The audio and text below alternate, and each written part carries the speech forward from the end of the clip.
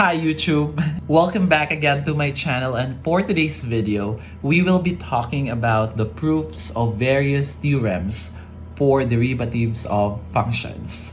So, we have discussed this already for derivatives of functions along with some examples, but we haven't discussed about the proofs of those theorems, why those theorems exist. So this time, we will have to provide justice on those theorems. So, watch out.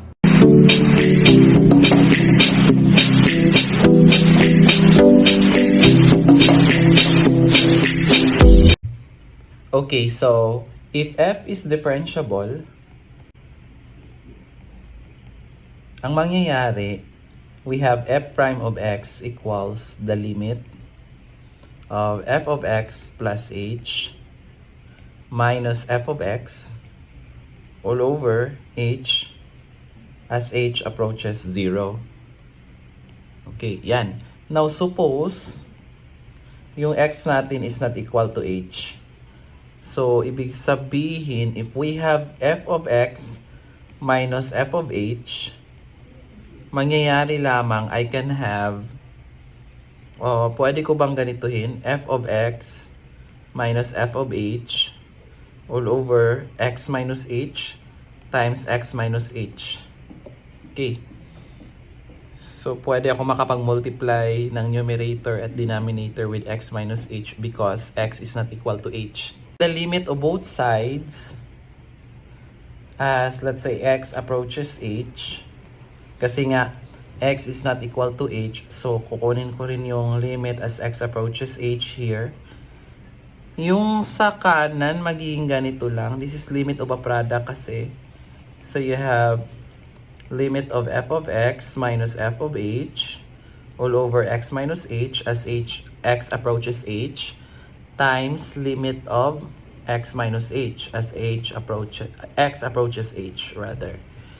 So kahit anong gawin natin dito, magiging 0 naman siya. So entirely this becomes 0. This means that the limit of f of x minus f of h as x approaches h is 0. So note that if I take the limit of f of x as x approaches h, gawin to, limit of f of x plus f of h minus f of h as x approaches h. So, parang dinagdagan ko lang sila ng 0. Okay, so walang effect yan. And then, this is limit of a sum. So, ibig sabihin, pwedeng ganito. Limit of, pwede kong kunin f of h as x approaches h plus the limit of f of x minus f of h as x approaches h. Tapos, alam natin, this is 0. So, the limit of f of x as x approaches h is equal to the limit of f of h as x approaches h. But then, f of h is constant. So, magiging ganito. F of h na lang siya. So, ano yung kwento dito? Since x is not equal to h, nag-i-exist yung limit of this form. And since we have this equality here, diba, ito na yung requirement that the function is continuous. Hence, meron na tayong theorem. So to summarize the discussion or the proof, we have this theorem. It says here that if f is differentiable at x, then f is continuous at x. Kasi nga, kung nakikita nyo, the limit exists and it's equal to the existence of f of h. So, that's it. So we have the first theorem. Okay, now suppose our function f, so if f of x equals c, so that's for all x, and your c is constant. So ibig sabihin, your f of x plus h is equal to c pa rin. Thus, anong mangyayari? If I take the derivative of f of x, mangyayari lang dito is f of x plus h. We're taking the limit minus f of x all over h as h approaches 0. So this becomes c minus c over h. So we're taking the limit there as h approaches 0. So limit of a constant, that's still the constant. So what happened is 0. So in other words, to summarize this discussion, we have this theorem saying that the derivative of a constant is always 0. Now suppose our f of x is equal to x to the n. So your n here is a positive integer. That's for all x. So ano mangyayari? If I take the f of x plus h, magiging x plus h to the n yan, tama? And so, by binomial theorem, pwede kong gawin to. This is the sum of the combination of n choose k of x to the n minus k, h to the k from 0 to n. Okay. And then, pwede ko siyang gawing ito. Pwede kong kunin yung the part where k is 0. So, when k is 0, mangyayari you have n 0, choose 0. So, that's x to the n. H to the 0 is 1 lang naman eh. So, plus, yung summation mo, nagsisimula na sa 1. Kasi tinanggal mo ng 0 eh. So, that's n choose k, x to the n minus k, h to the k. Okay, what is this equal to? This one, we know for a fact this is 1 lang. So, mangyayari, we have x to the n plus the sum of this. Yan. K from 1 to n. Okay. So, what's the moral of this part?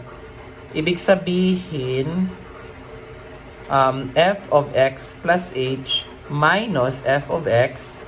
So, ang mangyayari, etong part na to, ima-minus ko dito, so tanggal sila. So, what we have left here is the sum.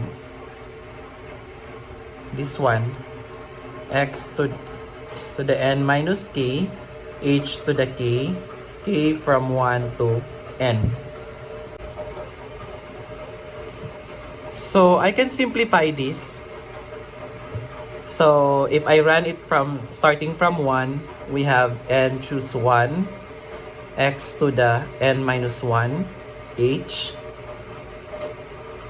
plus, we have n choose 2, x to the n minus 2, h squared, plus, and so on, until marating natin yung an choose n minus 1, x to the n minus 1, so 1 na lang, tapos h to the n minus 1. Plus pa rin, we have n choose n of x to the, wala nang x ata, kasi n minus n 0, so you have x to the 0 which is 1. So you have lang, I can simplify this. So, we know for a fact that n choose 1, mangyayari this is n factorial over n minus 1 factorial. N factorial, that's n minus 1 factorial times n over n minus 1 factorial. So you left with n kasi cancel. So we have n x to the n minus 1 h.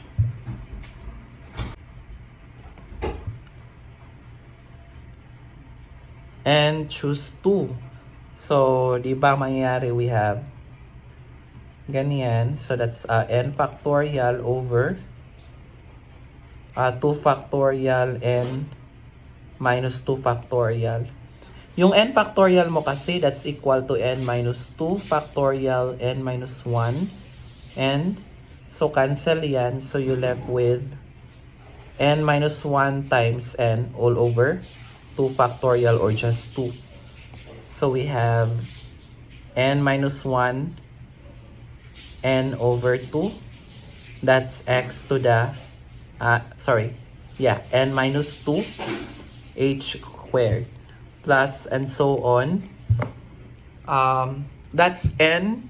Choose n minus 1. So, mangyayari, we have n factorial all over n minus 1 factorial times 1 factorial. So, you left with n. So, that's n x h n minus 1. Plus, eto magiging 1 lang to eh. This one, magiging 1 lang yan. So, we have h to the n. Yan. So, na-simplify na natin yung part ng f of x plus h minus f of x. And then, we have come up with this expression. So, if I'm interested to take the limit of f of x plus h minus f of x all over h as h approaches 0, so, ibig sabihin, kukopyahin ko lang sila. This one. Tapos, divide ko muna ng h. So, I have n x to the n minus 1 plus n minus 1 times n all over 2. So, that's n minus 1 times n all over 2. X to the n minus 2. Tapos, h squared sana. So, mangyayari h na lang yan. Plus,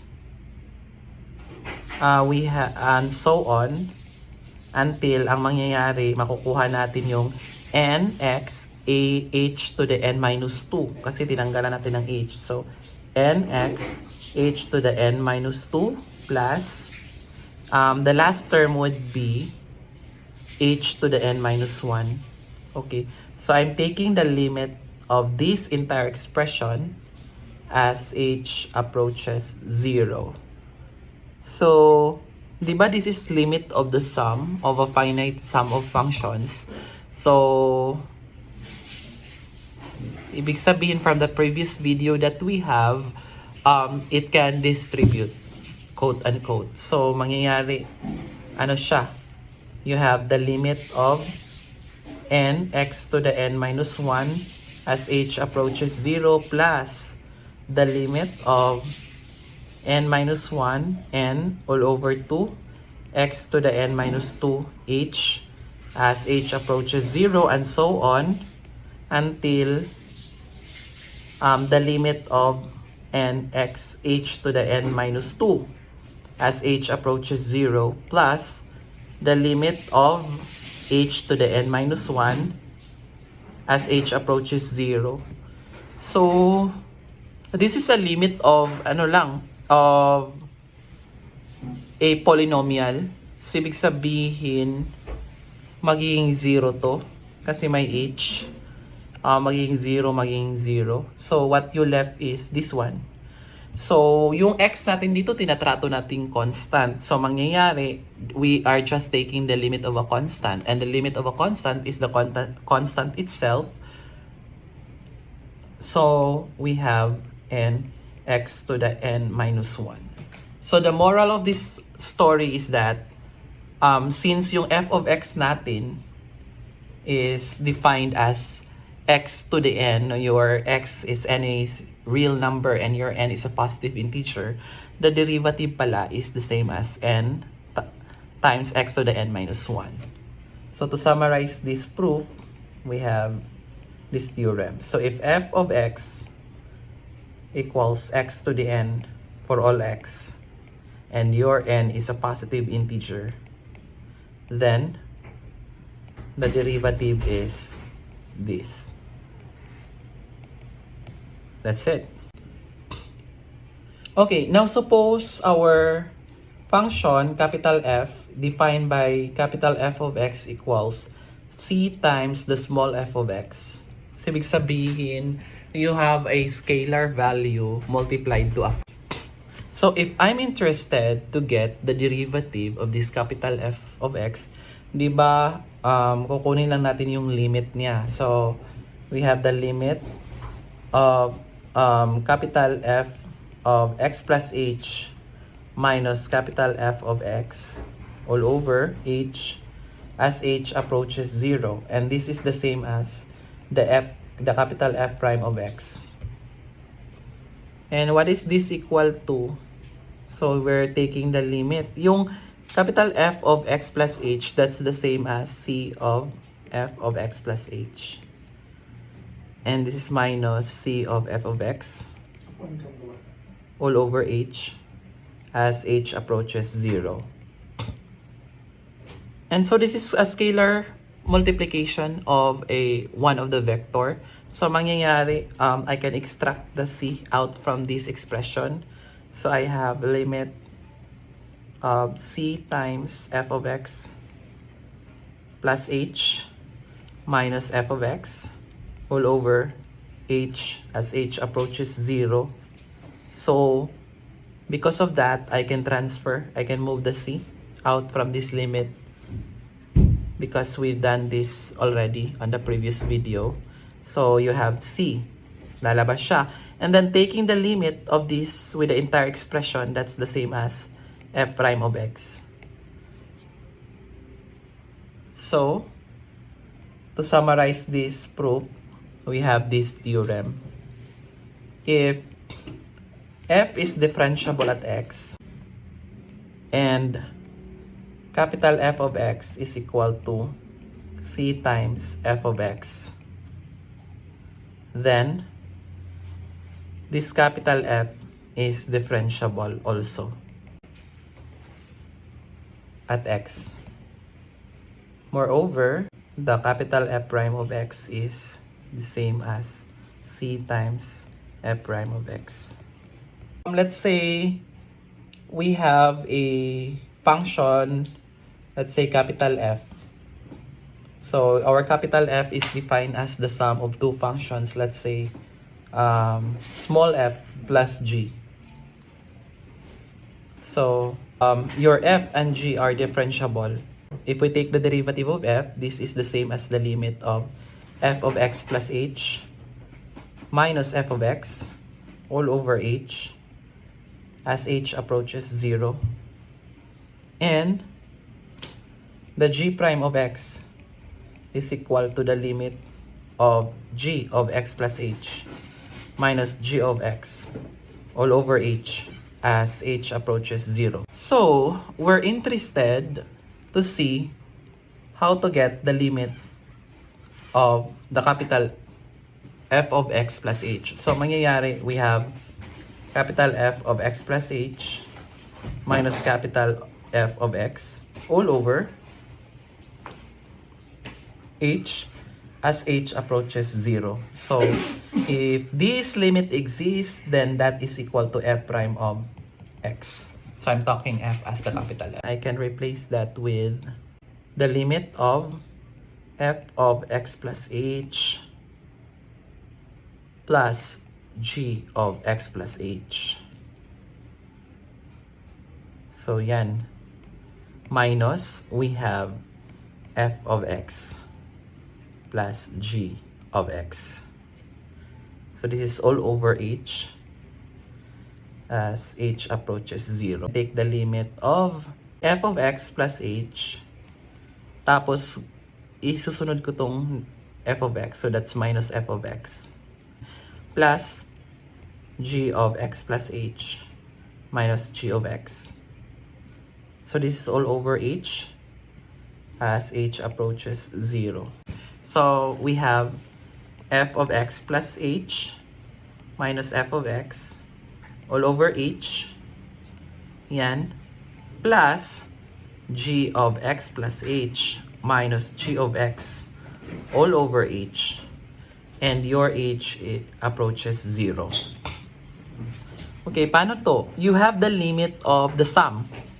So isipin mo, this is one function, this is one function. So the limit of two functions is the same as the sum of the individual limits. So mangyayari, I can get the limit of f of x plus h minus f of x all over h as h approaches 0 plus the limit of g of x plus h minus g of x all over h as h approaches 0. Diba this is the same as f prime of x, and then this one is g prime of x. So to summarize this, if the capital F is equal to f plus g with f and g are differentiable at x,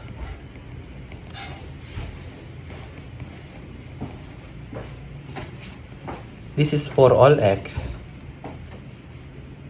then the capital F is differentiable at x. Moreover, the f prime of x is the same as f prime of x plus g prime of x. That's it. Does this theorem hold for all I from 1 to n and for all x? So let's show this by induction. So let Pn be the statement. So kayo na lang yung magsulat ha. So for n equals 2, ibig sabihin f of x equals f1 of x plus f2 of x. F is differentiable at x. Nakadrop lang yung proof ko ha. Okay, so differentiable at x by virtue of the previous theorem. Theorem above. Okay. Suppose, ano siya? P is true for some k. That is f of x equals f1 of x up until f sub k of x is differentiable at x. And so f prime of x is equal to the individual derivative, this one up until k. So we need to show that f of x, that if f of x equal to f1, so the sum of fi of x, I from 1 to k plus 1. Okay. So di ba i-draft ko na lang, di ba ito siya, this can be broken down into fi of x, I from 1 to k plus f sub k plus 1 of x. Di ba? So ibig sabihin, if this is differentiable, so treat this as one function, let's say g. And this is, by hypothesis, this is differentiable as well. So treat this as just f. Diba, by the virtue of the previous theorem, these two are differentiable. So the sum is also differentiable. And the derivative is just the same as the sum of the derivative. So therefore, the theorem holds. That's it. So what if we have a function, let's say, t of x. So your t of x is equal to f of x times g of x. So your f and g are indeed differentiable at x. So for all x. So yung tanong natin, since differentiable yung dalawang function, yung product ba is differentiable? Ano mangyayari sa t of x plus h? So di ba this is equal to f of x plus h times g of x plus h. So let's double check t prime of x. So this is the same as the limit of f of x plus h times g of x plus h minus f of x g of x. Tama, no? And this is all over h as h approaches 0. So paano natin to i-manipulate? Pwede ko bang dagdagan to? Let's say, kunyari ito f of x plus h g of x plus h. Pwede ko bang lagyan ng plus f of x plus h o i-minus ko muna yung una. So minus f of x plus h times g of x. So yan, plus f of x plus h g of x minus f of x g of x all over h. So walang problema to kasi parang in-add ko lang to sila. 'Di ba 0 lang yung na-add sa gitna. Yan. Okay. Why I am doing that? My purpose is, so kopyahin ko muna to limit as h approaches 0. So, i-extract ko yung f of x plus h. So, matitira is eto. So, that's g of x plus h minus g of x. Yan. And then, so this is, eto siya. Parang in-extract ko siya dito ang nangyari. And then, dito naman, i-factor out ko si sinong pwede i-factor out? Si g of x. So, meron tayong g of x. Factoring out the f of x plus h minus f of x. Yan. And this is all over h. Kasi, monomial lang naman yung sa baba. So, pwede ko nang gamitin to. So, that's the limit of f of x plus h. So, this is the limit of the sum. So, mangyayari kasi ganyan siya. So, this is g of x plus h minus g of x all over h plus, as h approaches 0 ha, ganyan, plus the limit of g of x, yan, f of x plus h minus f of x all over h as h approaches 0. Okay. So, limit of a product to. Ito, limit of a product. Diretso n ko na lang. Ang mangyayari, so this is the limit of the first function. So, 0 kasi. So, that becomes f of x. Times, di ba this is limit of this one. This is the same as g prime of x. Plus, this one naman is g of x lang. Kasi constant lang siya. And then we have f prime of x. That's it. So, ibig sabihin, to summarize this above discussion, we have the theorem. Okay. If t is equal to f times g, your f and g are differentiable function at x for all x, then t is also differentiable at x. At x, and t prime of x is equal to f of x times g prime of x plus g of x times f prime of x. So, yan pala yung kwento niya. So, suppose now that P is equal to F over G. So, your G is not 0. And your F and G are differentiable at X.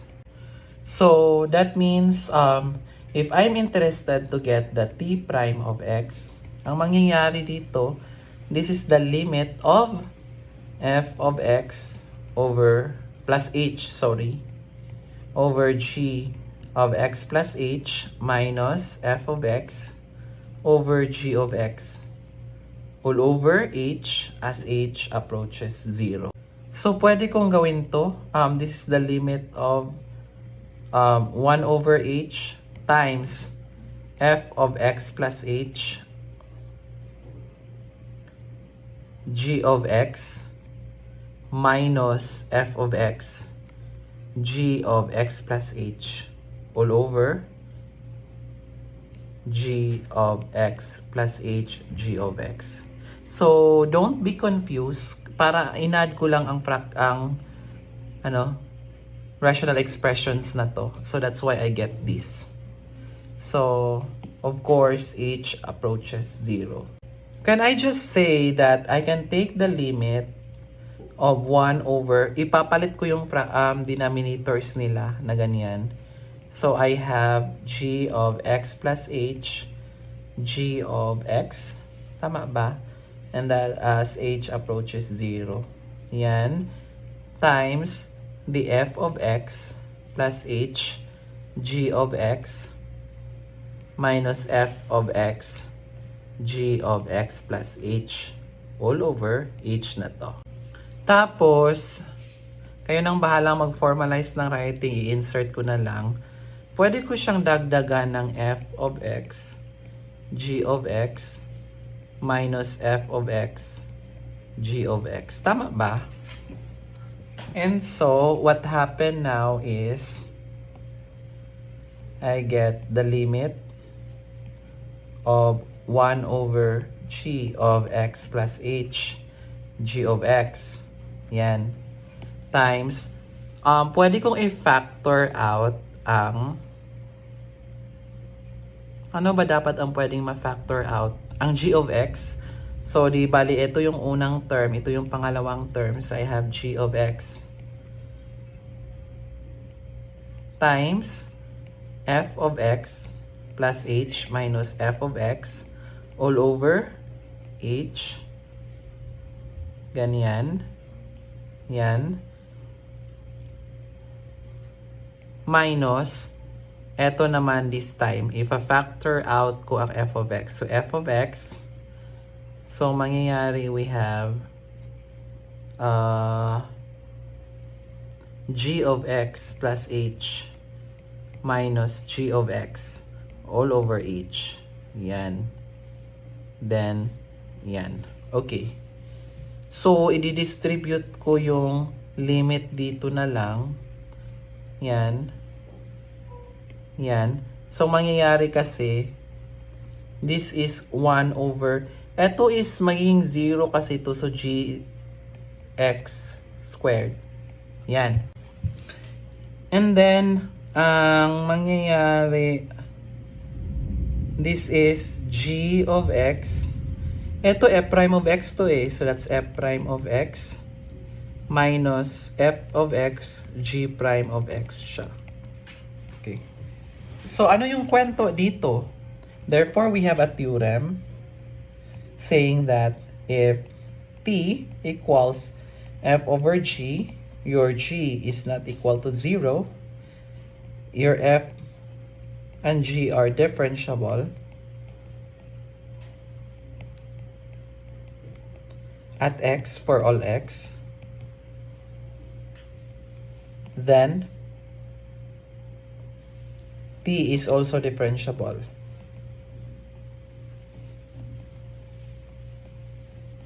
at X, and the derivative of T is equal to G times F prime minus F times G prime all over G squared. So, yan yung kwento niya na low d high minus high d low over low squared. That's it. That's all for today. Thank you so much for watching. If you have any clarification, comment down there so that I would know and we can discuss on that. Thank you. And for those who are new to my channel, please don't forget to subscribe so that you'll be updated on a lot of videos that I'll be uploading soon. Thank you and goodbye for now.